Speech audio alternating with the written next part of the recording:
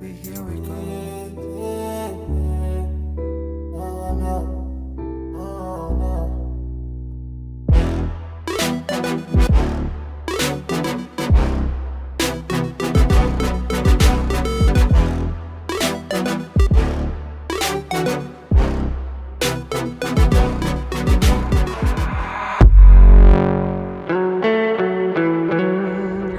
Welcome back, another new video and some more new products. So today we're going to be installing these. So this is a gel sticker for your steering wheel, which I love the red and black because everything in here is kind of red and black.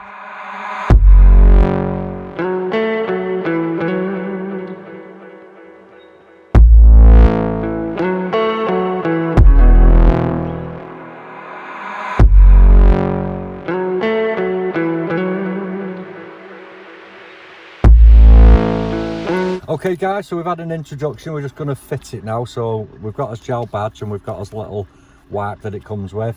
We're just going to clean off any alcohol on there. So obviously just get that, just give it a good wipe around. Just concentrate on them edges as well, because if it's going to peel, it'll be around there. So once you've dried that, so we'll just let that evaporate off. So the good thing with these gels, it's not like a sticker. Obviously if you mess up a sticker, you're doomed basically. And it's buy a new one and refit it. The good thing with gel is you can get them pretty much marked up like that, and obviously if one side's down you can actually budge it up before you stick it on. So hopefully, in theory, this goes right now. So again, when you're peeling it, try and hold it by the sides. You don't want to touch any of that glue there. So obviously once you've got it off like that, you're just going to get it roughly, and hopefully we'll get it first time. So I always start in that corner there, and you can see, just get that nicely lined up and where you think it's roughly right, and you're just going to let it go, and we're going to go across to that side and we're going to check it. So obviously I'm just going to look above. Yeah, that looks all right. So again, like I say, that is pretty good. It may be a little bit up there, but you'll see now, you just get it, you can just about budge it over. If you can't, as long as it's warm like today, you can peel it back off and you can try again, but just be careful not to touch the glue on the back. And once you've budged it up and got it so you think it's right, all you're going to do is you're just going to smooth it across like that. Now what I'm going to say is it sort of floats on top. See there, there's no chrome exposed or anything, but it is floating on these edges.